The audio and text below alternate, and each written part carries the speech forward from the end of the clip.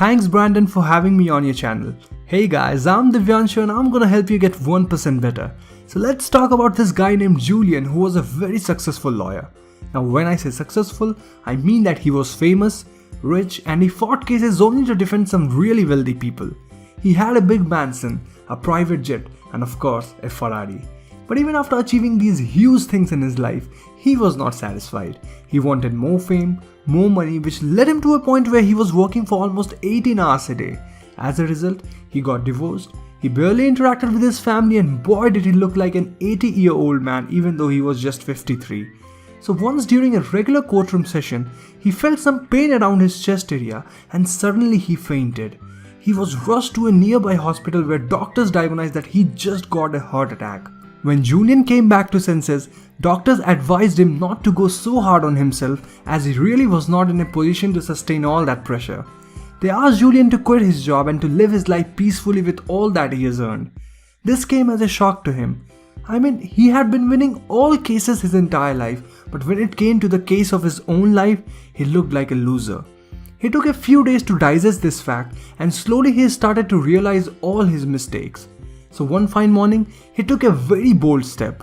He started selling every materialistic things that he possessed. He sold his mansion, his private jet, and yes, he even sold his Ferrari. Once he was done selling things, he set out on a journey in search of the true meaning of life. This journey was towards the mystical land of India across the great Himalayan range where these Indian monks resided. These monks were no ordinary, as they were among the people with highest level of wisdom and they were capable of liberating the potential of anyone's soul, body and mind. Julen had his sources from where he got to know that these monks live happily for more than 100 years, that too with an energy of a young man. It took him days to find one of those monks who upon listening to Julen's story agreed to take him to their secret village. Julen started living there with those monks in that village. Watching Julen's dedication, monk leader decided to teach Julen the principles of life on a condition that Julen will not keep that knowledge to himself, rather he would spread it to the outside world. So the monk started narrating his story. Imagine you are sitting in a beautiful garden which is full of different type of trees, flowers and you can see many birds chirping around. The flowers in the garden smell really nice and you are having a good time there. You notice that there's a lighthouse in the middle of the garden and suddenly the door of that lighthouse creaks open as you can see a sumo wrestler coming out of the lighthouse. It's really weird to look at the sumo wrestler as he's just wearing an underwear made of thin wire. He wanders around and finds a golden stopwatch lying in the garden. As soon as he tries to pick it up, he slips and he falls on the ground lying motionless. After some time, you could see that he gets back to his senses, probably because of the nice fragrance of the rose in the garden, and he looks towards his left. On his left was a path paved out of small diamonds which led to a place where the sumo wrestler can find all the happiness in his life. He starts walking on that path and soon gets out of sight. Now I know you guys might be feeling really weird, so did Julen as this is no story. He asked monk if this was some kind of a joke as this story made no sense at all. The monk then said that this is no ordinary story as this story has 7 biggest principles of life. He then went ahead and started explaining the story, relating it to its hidden meaning. The first principle is related to the garden.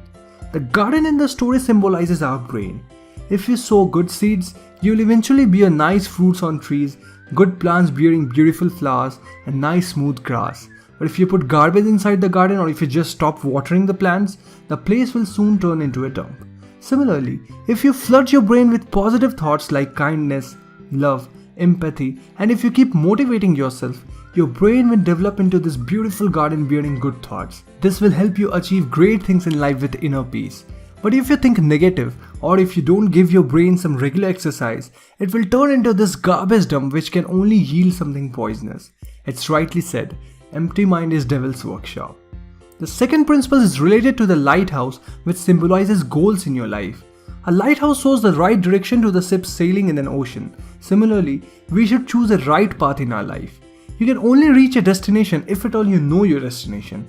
Choose a target and work on achieving it. You might have to face some difficulties while moving towards your goal, but if you're consistently moving in right direction, sooner or later you are going to reach your destination. The third principle is related to the sumo wrestler which symbolizes Kaizen. Kaizen is a Japanese word which means continuous learning and improvement. Like a sumo wrestler has to be very specific with his diet and discipline to achieve this huge physique, we need to always keep learning.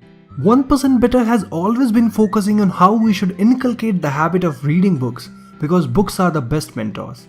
Not only you learn things from books, but you always keep improving in every small thing that you do in your life.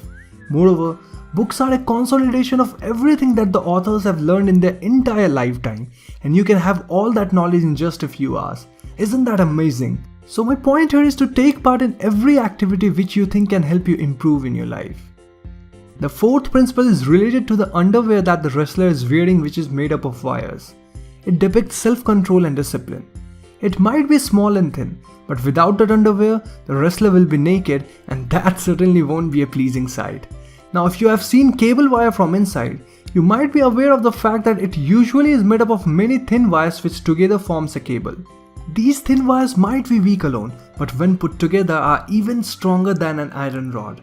Similarly, our self-control and discipline is made up of every small thing that we do in our life, be it waking up early or eating healthy.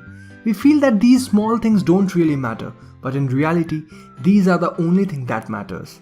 You won't see an instant impact, but in the long run, these small things will bring some big changes in your life, and they will define who you are as an individual.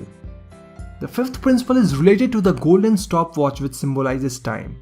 No matter how rich or poor you are, you only have 24 hours in an entire day, not even a second more or less than anyone else. But the way we utilize these 24 hours is what makes us happy or sad, rich or poor. Most of us have this habit of procrastinating, which is nothing but a waste of time. By the time you are done with building castles in the air, someone else out there just signed a huge profitable deal. By the time you woke up in the morning, someone else is returning from gym feeling fresh, fit and happy.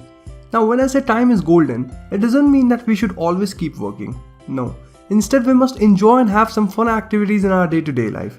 But what's really important is to manage everything in those 24 hours. Every successful person knows how to manage time, so they manage to do every single activity in same 24 hours that each one of us has got. Now the sixth principle is related to the fragrant rose.